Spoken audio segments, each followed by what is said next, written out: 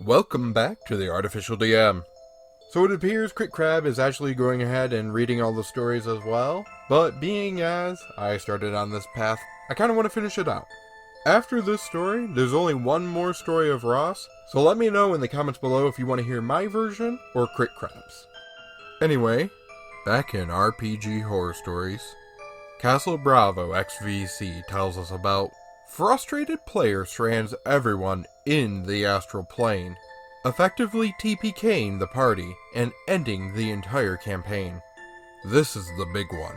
Of all the BS Ross put me through, and the list is substantial in both D&D and real life, this is the one that hurt the most. This was the moment he broke me as a DM and made me just throw my arms up in the air like I just didn't care, because I didn't anymore. You can't win against Ross. He's a compact ball of oblivious misery that cannot be defeated. To oppose him is folly. All you can do is avoid him until he leaves the darn country. Who here has heard of Tales of the Outer Planes? If you want to take a minute to either act smugly because you have heard of it, or to quickly look it up so you can act smugly because you're pretending that you've heard of it, you go ahead. The House of TSR was founded on sprawling and insurmountable epic adventures once upon a time, a trend I'm glad to say Wizards has returned to with 5th edition. There was a bit of a dry spell for a while there, but we preserved. What once was great remains so. Tales of the Outer Planes is a boss of a module that's a hell of a lot of crazy fun. Or it would have been, save for Ross's best efforts. Maybe effort is the wrong word, because he sure made it seem effortless. You put whatever connotation you want onto those words. It's probably right. Ross was like that illusion, where you see a bunny one way, or an old lady the other. Is it a bunny, or a lady? Was he a butthole, or an idiot? Yes. The answer is yes. Anyone too enraptured with my stream of consciousness rantings thinly disguised as a story to go look up Tales of the Outer Planes, here's a quick rundown of what it is. You know them thar Outer Planes? You gonna go there. Which ones, you ask?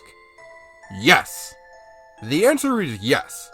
Over the course of 12 or so levels, you'll end up taking a selfie in the elemental plane of water, rent an Airbnb in one of the 7 heavens, get a few photos for the gram on Olympus, and take a walking tour through a couple layers of the abyss. Hashtag living your best PC life.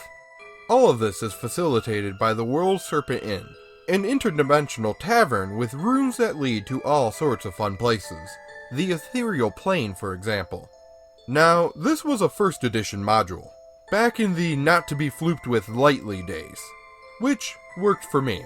With a bit of tinkering, it would be a challenging adventure for my 2nd edition players. I'm a DM who isn't afraid to throw my players in the crap. To make it even more interesting, I decided to incorporate an article from Dragon Magazine number 351, titled Alternate Primes. It was a series of adventures that could be tied together through the use of the World Serpent Inn. These adventures would take a party brave enough for the challenge through the different campaign settings of D&D, such as Al-Quadim, Darksun, and Ravenloft. I decided I would follow Tales of the Outer Planes as the main adventure, and the alternate prime adventures as a way to mix it up on a random occasion, as well as a means by which some extra experience can be earned so as to level match Tales of the Outer Plane, if ever they fell behind in the module. And also because the Ravenloft adventure featured my favorite D&D character of all time, Lord Soth. I am all about that Sloth. Soth features on the cover of that issue, and I have that exact image tattooed onto my arm, because I likes me some Soths. A lots of Soths. I just really want to say sloths. I'm sorry. Anyway, I wasn't going to pass up an opportunity to put my players into Sisyphus, is what I'm getting at. By the way, did you know that a group of Soths is known as a boardroom? A boardroom of Soths. There's something new that you know. You're welcome. This story is so aggravating to me after all these years for a number of reasons. Not only was the adventure epic and awesome, Not only was I going to get to play around with my favorite Dreadlord, kind of. Not only was this all meant to be a light and breezy distraction from the main campaign, but it also included what I still consider as the best 1-2 combination of player characters I've ever had the privilege of DMing. Marcus Vaughn, the Cleric, played by my friend Eric, and Alexander Mann, the Action Man, the Fighter, played by another friend, Rod, worked great together. Marcus was the loyal friend, quiet and wise. Alex was as sharp as a brick, but a jovial and flippant comrade in arms. It was a good pairing. The three of us have made up a pretty consistent core playing group for most of my DMing career, but those two characters worked just beautifully together. There was also a mage played by Ross's friend Max, who he roleplayed as a young but eager to learn rookie. And then there was Ross. He played a paladin named Zelda. She had about as much personality as some old Venetian blinds. Sure, she could cast a shadow, but didn't really accomplish much else beyond that. And we were always considering replacing her with something fancier, but never quite got around to that project. Oh my gosh, I'm actually impressed with how accurate that analogy ended up being. Now, every DM, like every parent, has favorites. Sure, you love all of your children equally or whatever, but if there's a Sophie's Choice situation, you already know which one's going down. Every parent and every DM has had that conversation with themselves at one time or another. Ross. Ross was always the answer. Ross is always the answer. I plus Floop equals Ross. Solve for I. It's a trick question. I is an imaginary number that represents literally any flooping thing. The answer is always Ross. But that doesn't mean I conveyed that. I worked very hard, in fact, to avoid any semblance of my burgeoning hostility to the sound of his stupid voice. My normal playstyle as a DM was to throw a frisbee out there and trust someone will run to it and throw it back. I don't favor anyone. Fun is out there to be had, and all you have to do is get after it. Granted, some people are better than others at catching a frisbee. So when you see that short, chubby old man quietly moping off to the side, you eventually start sailing a few in that direction. You try not to make it obvious, but you're setting him up for an easy one. Ross didn't take to subtleties. Playing frisbee with Ross is like how Bart plays frisbee with Santa's little helper. You could hit him in the flooping face full force with it, and his dumb expression wouldn't change.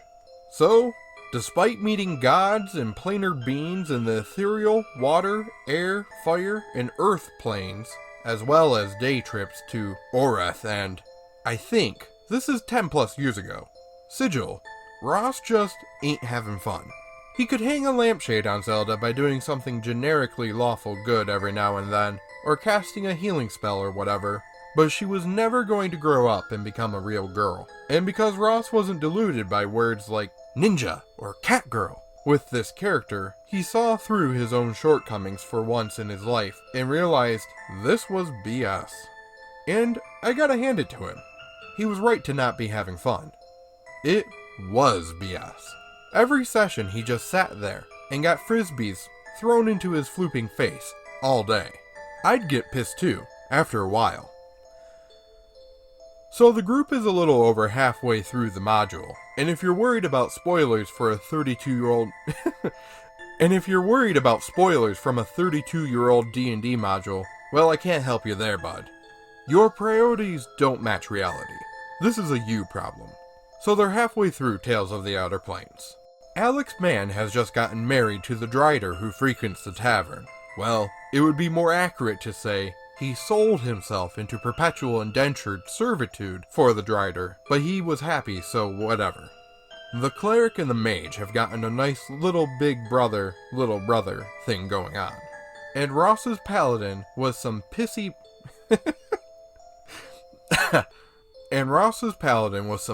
blinds, all tangled up in its own cord. When all of a sudden, they are approached by a hooded figure in desperate need of some champions. You see, this person's master, an arcane sage, has had their soul trapped within the Astral Plane while searching for a legendary magical item known as the Book of the Planes. They agree to go rescue the sage, which is great because they are soon to find out that they're about to prevent a Githyanki invasion of the Prime Material Plane by doing so. Or they would have. Except they didn't count on one thing that can never be defeated: Ross's frustration and idiocy. A deadly combination from which there is no hope of salvation. So we're cruising along when behold, they found the trail. The silver thread tethering the mage's body to the mage's soul has been found. All they need to do is find the mage's soul, stumble across the Githyanki, foil their invasion, gather the Book of the Planes, and, following the thread, just row back to Spain like there's no mañana. Simple, right? Well, it's D&D, so there's always encounters. Don't act shocked. You know there's always encounters. And Ross has had enough of this. Being attacked by some demons. Everyone rolls initiative. Eric does this, Max does that, Rod does something else. Ross, on his turn, thinks for a moment. You see, in his mind, he has reasoned that the demons are after the silver thread. The one that's tethering the mage's soul to her freaking body. And, he reasons still further, that if the demons want it, then it is the problem. I cut the thread. No DM ever wants to actively thwart a player's decision. If a player wants to be stupid, they can live with the consequences. The DM has the benefit of knowing what the consequences will be, and is often more than happy to inflict them for their own perverse amusement. I speak from experience. You want to draw how many cards from the deck of many things? You got it, Sparky. Congratulations, the god of the undead flooping hates you now, so you might want to keep an eye out for that. But now and again, a decision will be considered that is so dumb that it threatens the fabric of the game. And in those times, we DMs will ask the question that carries more weight than anything else in all of Dungeons & Dragons could possibly carry. It's those three little words that will give even the most cavalier of adventurers pause to consider their life's choices. Are you sure? It's the tone that sells it. The three other players, even Ross's shut-in of a friend that had no D&D experience prior to the game, takes note. Their heads swivel in unison to look back at Ross, who is suddenly very alone in the room. And to his credit, he pauses. He considers his actions. He weighs his options and re-examines the playing field. Well, I can't think of anything else to do. So, yeah, I cut the thread. Too much credit, apparently. His teammates start assailing him with suggestions and cries of fear.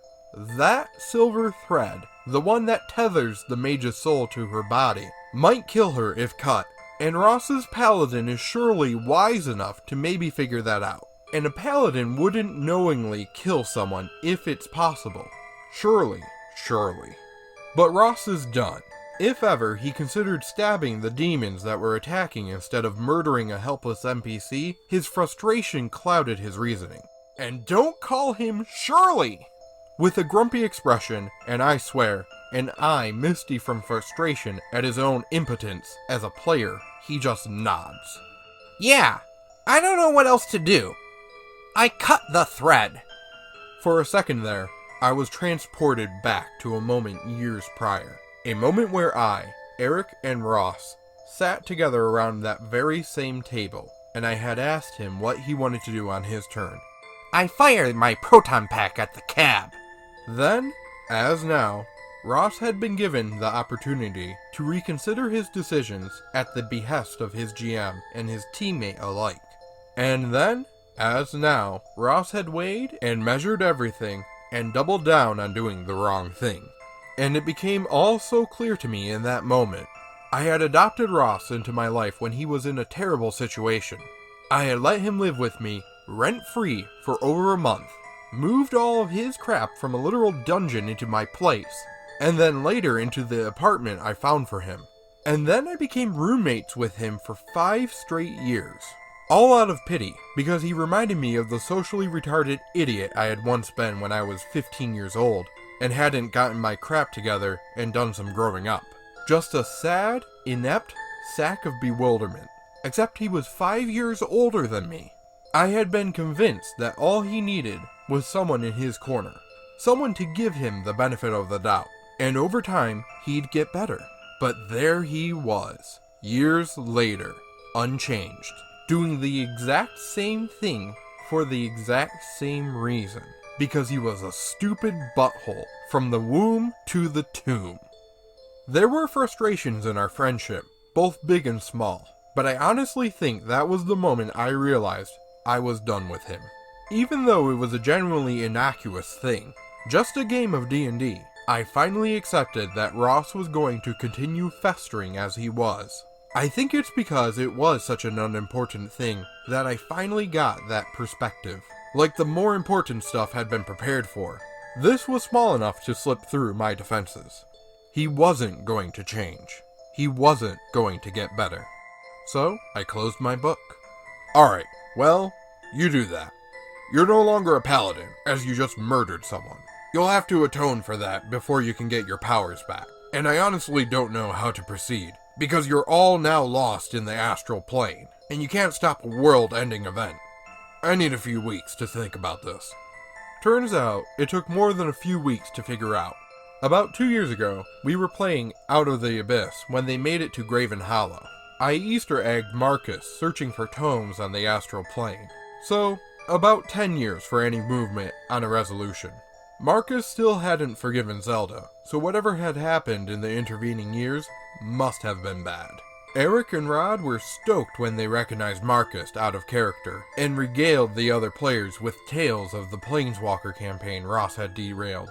Max spewing Pepsi out of his nose when being welcomed to the club. Marcus Vaughn's incredible wired clothes-hanging apparatus. Alex's unbelievable cooking skills. The weird but good, but weird, experience that is best left undescribed. And Ross. That time Ross flooping killed an entire campaign. So yeah, but this was just the side campaign.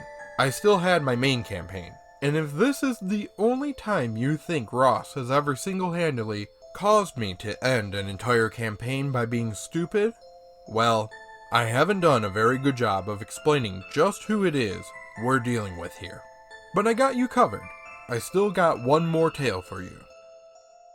TLDR, Paladin murders NPC because the player isn't having fun.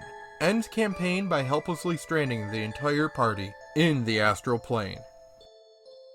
So yeah, that's the Ross story of the TPK. We've got one more story coming up. I'm actually going to hold off for a day. I've got a different video lined up for tomorrow. But let me know in the comments below if you want to hear Castle Bravo's last story read by me. If not, that is okay. There are other stories out there that I can read. And I made this channel so I can read the stories that aren't being read. Anyway, thanks for liking, watching, subscribing, commenting, existing. Until next time, hope you feel inspired.